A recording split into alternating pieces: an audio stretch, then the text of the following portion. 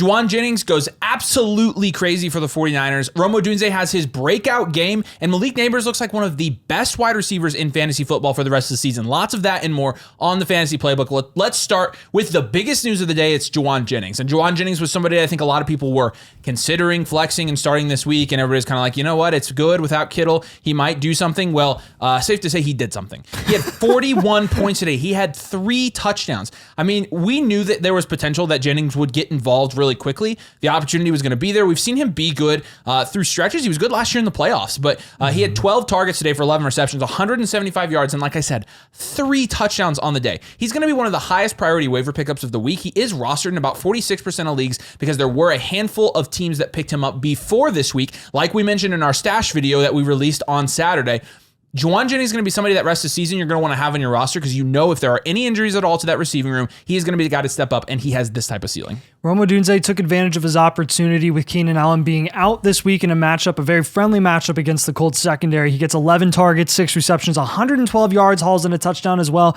20 points in half PPR formats. I mean, this is phenomenal for a rookie wide receiver that had a pretty slow start to his career in Chicago and really not on the same page, honestly, with Caleb Williams. They still, had some hiccups here and there because I think they have a lot to figure out offensively, but I think you were very encouraged by what you saw with Odunze and Caleb Williams, both from a fantasy production perspective this week. It'll be interesting to see what they're able to do against more competent secondaries, and I'll leave it at that. Malik Nabers had one of the toughest matchups of the week, and what did he do? He had 12 targets. It's not 18, but it's still 12 targets, 78 yards, and caught 2 touchdowns. This proves to us 2 things. Number one, Daniel Jones is absolutely good enough of a quarterback to get a receiver like Malik Nabers the ball. Number 2, it doesn't matter who Nabers is playing. Nabers is going to be good. Number 3, there's no scenario. If there were ever a week where you weren't starting Nabers, it was this week, and he performed like this. He is in your starting lineups for the rest of the season, no question. He projects as a top 12 fantasy wide receiver the rest of the season for sure.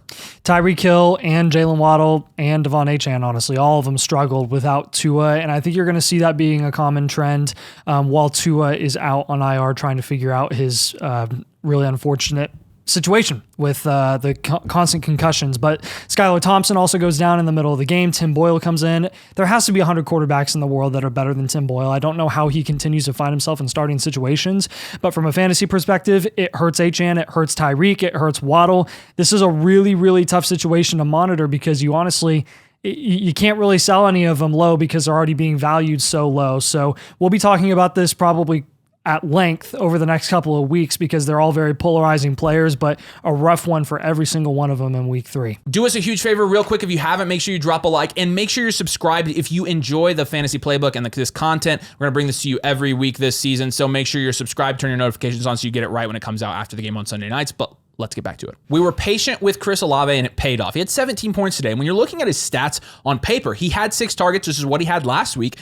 He had 2 more receptions than he had. He had the same amount of yards, 81 versus 86, and the difference was he had a touchdown this week. Now, the reason that this is particularly encouraging for Chris Olave, a couple reasons here. Number one, this was an absolute rock fight. 15-12, there were hardly no points scored. There was not a lot of offense going on. And you talk about Rashid Shaheed, a lot of people were speculating that Shaheed may be the wide receiver 1 there, which was pretty much just nonsense. Shaheed did have 5 targets today. He caught none of them. He's always going to be a big play guy. And for Shaheed, he's going to be boom or bust in your lineup, right? If he had like 3 or 4 plays that were big plays, end zone level plays that he just didn't make this week. And if he makes those, he's going to score a lot for you. If he doesn't, he might score 0. Yeah. Olave is a guy that's going to have a safer floor. And in my opinion, he has the most upside as well because he is the better wide receiver in that offense. Amari Cooper finally did Amari Cooper things. It was a classic week for him. Everybody breathed a sigh of relief and exhale. Okay, there we go. Amari Cooper looks like this is going to be what we're going to get from Amari Cooper for the rest of the season. Very boom, very bust. He's always going to get that volume. He had 8-9 targets the first 2 weeks of the year, had 12 targets today against the Giants, and put up 24 points and a couple touchdowns as well. This is what Amari Cooper does. Look, he's the number 1 guy there. He's a very good wide receiver. Deshaun Watson sucks, but it doesn't really matter for Amari because with his presence on the outside to be able to get 50-yard bombs and score touchdowns any given moment is just it's too much to pass up on with a guy like Amari. And honestly, we should have been screaming more of him being a buy low in the first 2 weeks of the season. But don't expect this to happen every single week, right? It did take a couple of touchdowns. We want to see that volume continue to come in for him for the Browns. So the Vikings offense actually looks really freaking good. You had Sam Darnold with 4 touchdowns today. But the story is obviously Aaron Jones. Aaron Jones had 25 points today, 23.5 PPR league. And he had 38 snaps compared to Ty Chandler's 22. When you're looking at third down and goal line carries, Aaron Jones outsnapped him on the goal line 3-2, and on third downs, it was 3-5, and Ty Chandler actually got the advantage there. But you continue to see Aaron Jones getting the valuable touches in this offense, and what I mean by that is he had 5 receptions of 6 targets. Ty Chandler didn't have a target today. They ran a similar amount of routes, and they're continuing to target Aaron Jones while he's on the field and not target Ty Chandler. So Aaron Jones looked really good today, got the bulk of the carries, and it looks like he's going to be in an offense that looks really competent actually with Sam Darnold back there, as well as Justin Jefferson, who had 17 points in half PPR leagues, 20 in full PPR leagues, and all of that in the first half. They didn't really need him in the second half a lot, but Justin Jefferson is fine. This hindsight is always 2020, but Justin Jefferson always was fine. Justin Jefferson was always a good pick in the first round. He always will be. He's one of the best wide receivers in the NFL, and people fading him this year because of the situation, because of Darnold, they were straight up out of their minds. It was a bad choice. Yes. 3 weeks into the season, Saquon Barkley is averaging 25 points per game. He now has an offensive line. He has a wonderful team, and wonderful, I say. Look, he has 31 points with Jalen Hurts, with Devonta Smith producing, with Dallas Goedert producing. It's Saquon Barkley. I think you're looking at him at this point, and you're like, dude, if he stays healthy, he's going to win you a league. If you drafted him at price this year. And Dallas Goedert also just goes nuclear today, has 22 points, and he got a majority of that production with Devonta Smith on the field. A lot of people are going to tell you this week that, Goedert, is a sell, which, he might be, depending on what you get for him. But look, this production came, yes, with A.J. Brown off the field. Devonta Smith was still on the field. Saquon Barkley was still scoring a ridiculous amount of touchdowns and getting a ton of touches in a not very productive game overall for that offense. So good game for Saquon and Goedert both. I think you're hopeful that Goedert can sustain this production for the rest of the season, because the injuries are piling up now with Devonta Smith and A.J. Brown. Jonathan Taylor's stock continues to go up. He had 26 points today, 23 attempts for 110 yards, and he had 2 touchdowns. And honestly, he should have had 3 touchdowns today. They gave Trey Sermon a goal line carry. They probably shouldn't be giving Trey Sermon. Do not ask us about the Colts right now. Probably shouldn't. Right. The one thing about Jonathan Taylor is while the Colts look bad, while the Colts are bad, while the Colts can't do anything, Jonathan Taylor's still one of the best running backs in the NFL. He's one of the best running backs for fantasy. And even though you've seen some of his workload cut into by Trey Sermon and Tyler Goodson, it doesn't matter. JT's still JT. He looked great for your fantasy team today. And Derrick Henry is still Derrick Henry at 30 years old. And I don't really know why it was a discussion with Derrick Henry after the first 2 weeks of the season. What's going to happen with him? What should we do with him? Is he a sell with, he's kind of producing, but not to the extent that we thought he would in an offense with Lamar Jackson. And then he drops 30 against the Cowboys defense. Like, this is what Derrick Henry does. He gets better as the season progresses, and he's going to continue to have games like this in an offense that's built for him. Don't expect any less from Derrick Henry, guys. He's not going to fall off until he decides to fall off. He's a unicorn. It's Derrick Henry. Rhamondre Stevenson's not a unicorn by any means, and you saw that on Thursday night when he had 0.3 points actually, which is not good for a fantasy running back to have. The difference between this game and the first 2 games is you saw he only took 46% of snaps. Versus in the first 2 games, he had around 70% and 80%. He only had 6 rushing attempts. In the first 2 games, he had 25 and 21. He's had 0 targets. In the first 2 games, he had 3 targets and 5 targets. So I think it was less about Rhamondre actually not producing. He averaged 3.8 yards per carry, so it's not like he was not really efficient. That's not great, but it's not like it was 1 yard per carry, 2 yards per carry. And it's also not like, he had a fumble as well. He wasn't really getting any work on Thursday night. And part of that is because the offense there is completely bad. And so while Rhamondre does have that 20-point upside you saw in week 1 and the 15 even in week 2, this is his floor. His floor is absolutely 0, which is crazy for a running back with that receiving upside. But it's the truth because this offense is terrible. If there's still a market for Rhamondre, he might be a sell candidate this week. Garrett Wilson, look, it's been a slow start for him. I think a lot of people are freaking out about him. He's still out-targeted everyone by a mile in that offense. I know everyone's ticked about Allen Lazard and his continued production with Aaron Rodgers just continually wanting to throw the ball to a really, really not good wide receiver. But I think Garrett Wilson is still going to be okay. Look, he got 9 targets, hauled in 5, only 33 yards. He did salvage the day with a touchdown. So he is getting usage in the red zone. I think you're just going to continue to see him build this chemistry with Aaron Rodgers as the season goes on. And I think you're going to end up having a pretty solid low-end wide receiver 1 season from Garrett Wilson if I were to predict anything. It's concerning. I'll definitely admit that for sure. But let's pump the brakes a little bit with Garrett Wilson and let's look at the numbers and the actual target share and opportunity. Garrett Wilson is the number 1 guy. A lot of people are going to be freaking out about Josh Jacobs this week, mainly because they're going to look at the box score. They're going to see, oh my goodness, Emanuel Wilson had only 2 less carries and scored 10 more fantasy points than Josh Jacobs. And yeah, Josh Jacobs didn't have a good week, 5 points. We knew that Josh Jacobs was not going to be good without Jordan Love. That was pretty much common knowledge in my opinion. With Emanuel Wilson, he got 10, 11 of those points on one play. And when you're looking at the actual running back usage for the Packers, Josh Jacobs had 3 goal line carries, Emanuel Wilson had 1. Josh Jacobs had 6 third down snaps. Emanuel Wilson had 4. So he's still out-snapping him there. He's still out-snapping him in all plays, still out-snapping him short yardage. And so Josh Jacobs is still the guy there, right? And Josh Jacobs is going to be, I think, more efficient because he's actually splitting time with a back like this. But again, if Emanuel Wilson doesn't have that really long screen pass touchdown, he doesn't do anything this week. And so it's heavily leaned towards one play. Josh Jacobs, when he gets Jordan Love back, I feel like he's going to be more productive. Josh Jacobs could be a buy low candidate after this week. Yeah, and look, Calvin Ridley had a rough week after a really nice showing in week 2. This is something that we were kind of skeptical of after he had a 2-touchdown performance last week. This week, he isn't really able to do anything, and D-Hop actually does a majority of the work. D-Hop has a great day, 16 points. He brings in the touchdown. He has 7 targets. Ridley only has 3 on the day for like 9 yards. Will Levis looks horrible. Like, he looks really, really bad, and no one was productive that day against Green Bay. Obviously, you're going to have better matchups in the future that aren't, Green Bay, who's one of the better coached teams in the league, it's seeming right now with Matt LaFleur. But rough day for Calvin Ridley. I think right now his outlook is kind of in limbo because it is very dependent on how competent of a passer is Will Levis going to be from here on out. The Texans wide receiver room continues to be fairly interesting, right? Because I was told Diggs was washed. This is what I was told. I was told he was washed. And Diggs had 10 receptions on 12 targets for 94 yards today. He was the leading fantasy wide receiver for the Texans for the second week this season. That's why you don't victory lap after 2 weeks of productivity from Nico Collins, Danny. I mean, he outscored Nico Collins. And look, who do I want rest of the season? It's not even close. I want Nico. Diggs isn't washed. Diggs is valuable, and if you still have people who are going to run with this narrative that Diggs is washed and he's not going to do anything, I would go get him. He's playing slot wide receiver in the Texans offense and getting 12 targets. Like, you're looking at his first couple of games, 12 targets, 6 targets, and 6 targets. His targets doubled in this game against Minnesota.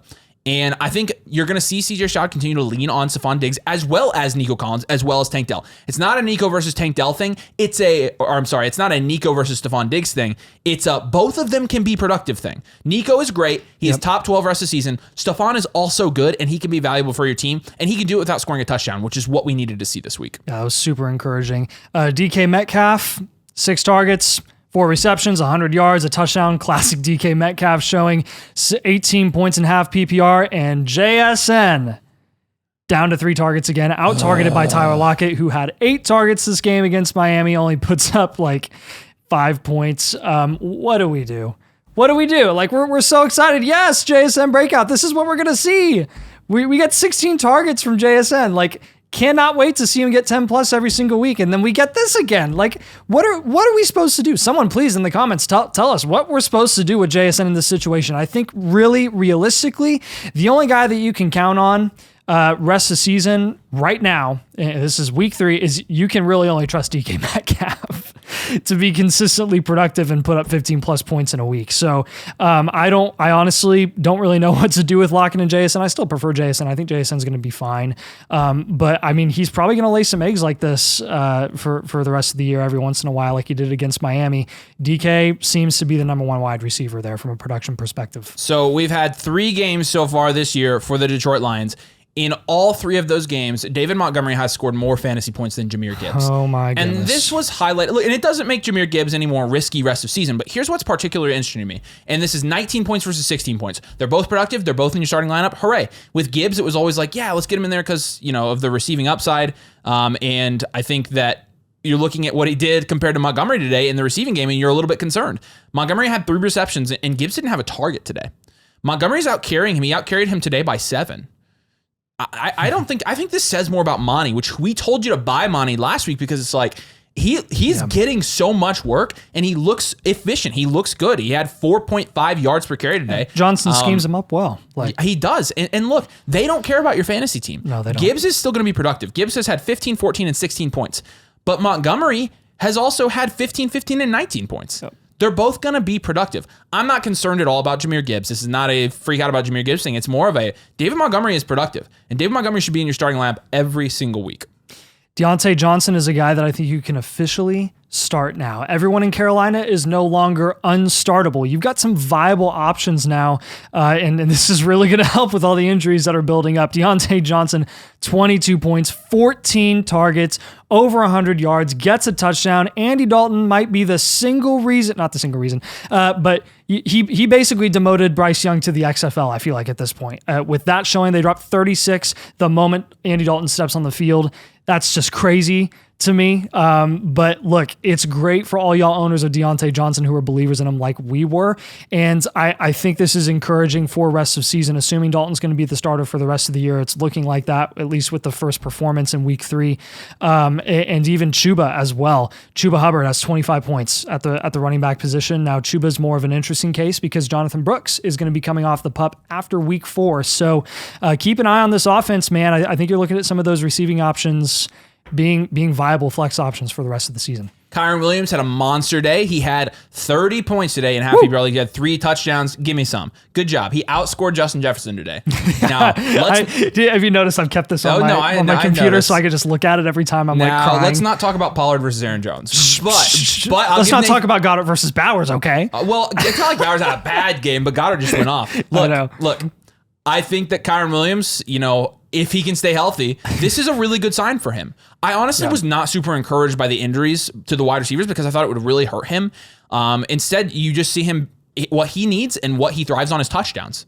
And because you saw it last year. That's why he was so productive, was because he was scoring so many touchdowns. And they used him so much today that if McVay gets inside the 10-yard line, he will run Kyren 4 straight times. He absolutely will. He absolutely will. He proved it. Especially now with Puka and Kupp out. So Kyren, I feel like now you can hold him and feel good about it. Yep. And Chris Godwin, I think you're feeling really good about Chris Godwin. You've seen so much consistency first 3 weeks of the season. He's a lead receiver again in Tampa in week 3. Honestly, in a showing that was really, really rough for Tampa as a whole offensively. But Chris Godwin was still able to transcend. He gets a touchdown, gets 9 targets, gets 6 receptions, 53 yards. And Mike Evans doesn't do anything. Now, are we being a downer on Mike Evans? No, I think this is more just complimenting Chris Godwin and his consistency, where and have always known that Mike Evans is very big play dependent, going to need a touchdown probably to have a big game. Godwin is just so constant and is going to be so constant for your starting lineup every single week. Although Godwin has been able to have touchdowns too, and that's popped up his scoring, which is interesting. Yep. All right, let's get now to the rookie report. I'll knock this out. I'll let Nathan talk about our injuries and our news here, but we talked about Odunze. Had 20 points today, and I do want to mention with Odunze, this is a factor of 2 things. And not that Odunze is not good. We're big Odunze fans. Huge Odunze fans. Yeah.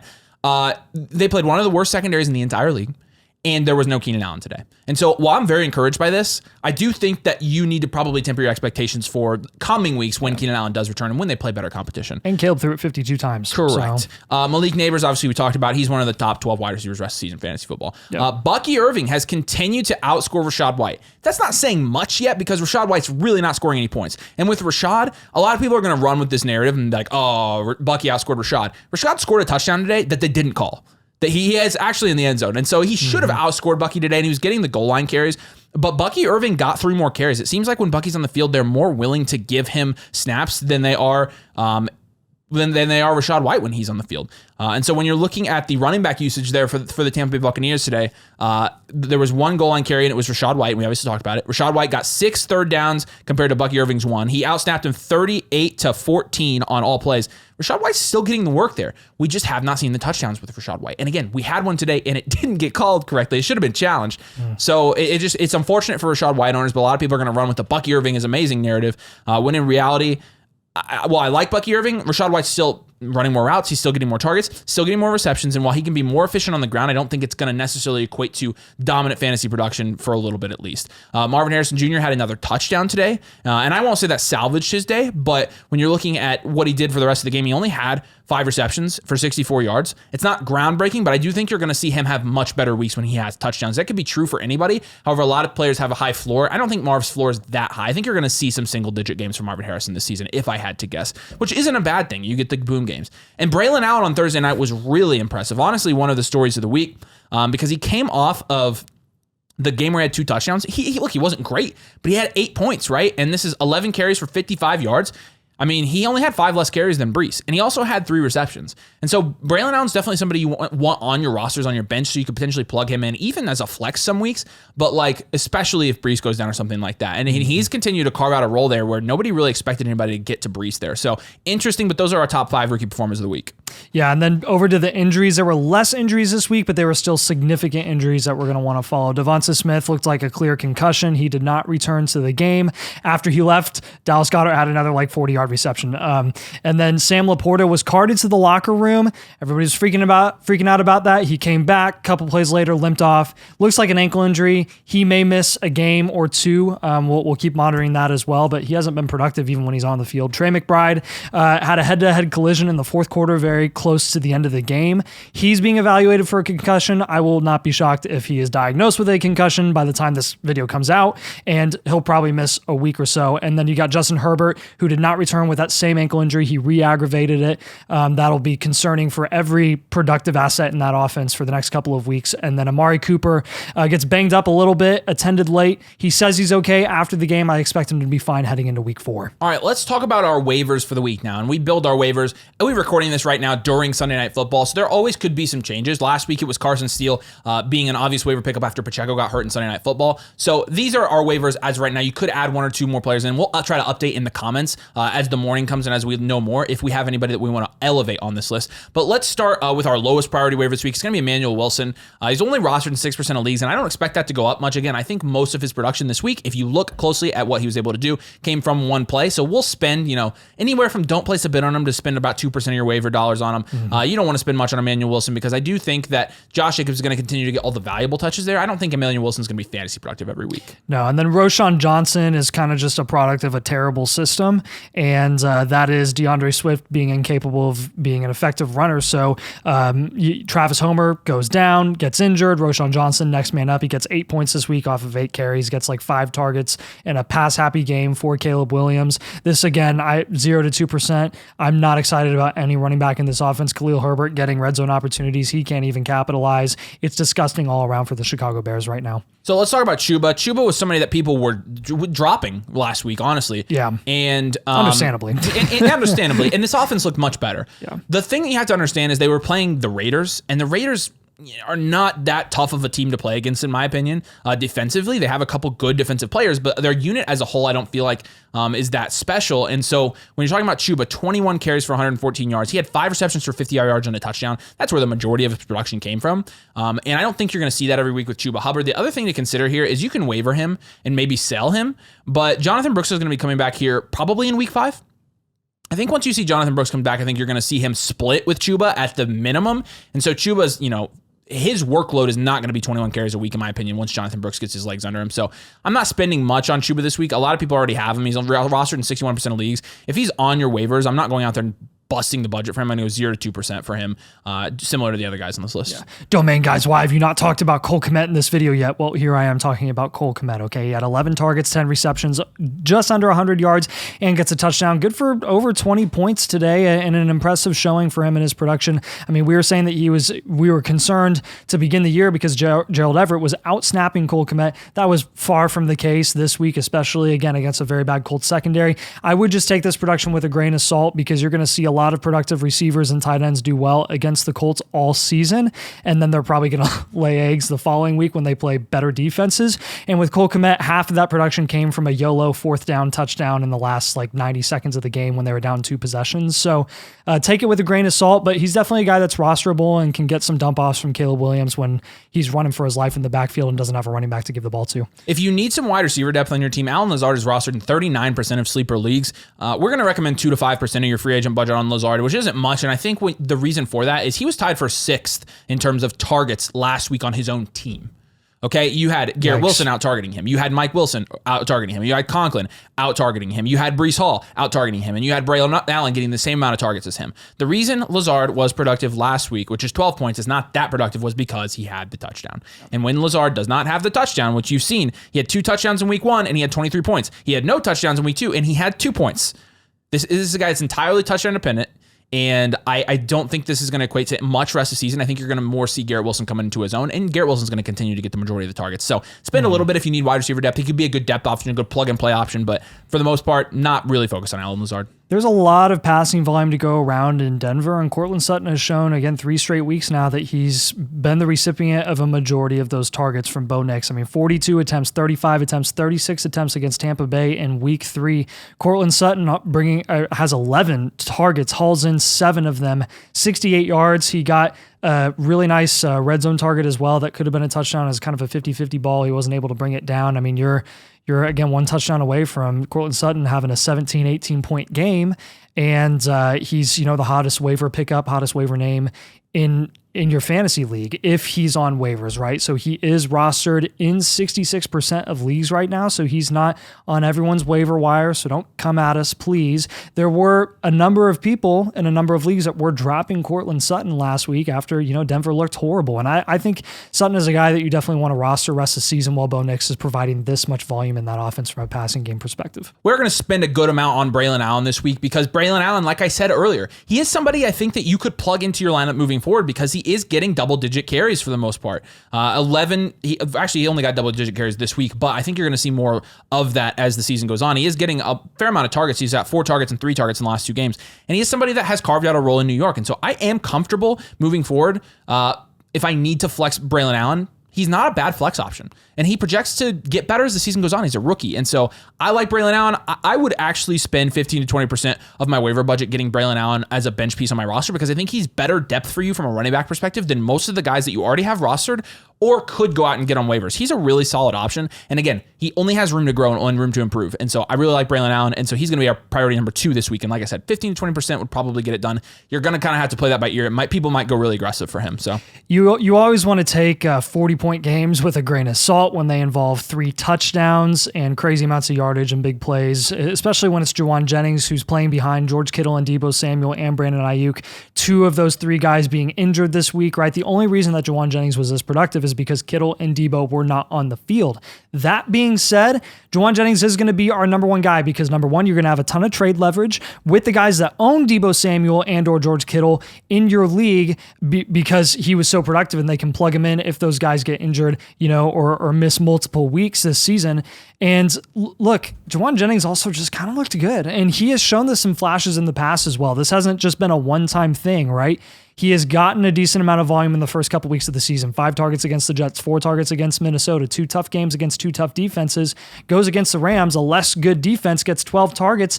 And look, I honestly am kind of excited to see what Jauan Jennings is able to do if he can carve out a role for the rest of the season when these guys come back healthy because Kittle and Deebo and Ayuk command so much attention. Jauan Jennings' ability to rise to the occasion time and time again when he, has this vacated volume that he has to fill for Kyle Shanahan and his play calling, like he's been able to do it and deliver. So I think Shanahan is trusting him more and more. I think that offense is. I think Brock Purdy is. And you might see him get some more opportunities rest of season against some matchups like against Arizona Cardinals defense in week 5, Seattle week 6. They've got some tough matchups, obviously, because they're one of the better teams in the league. But Jauan, man, I'm willing to drop 15 to 20% of my waiver dollars as well on him. You might be able to get him for a little bit less if you want to. That's totally fine because a lot of people are going to say, it was just because Kittle and Deebo were out. I totally understand that.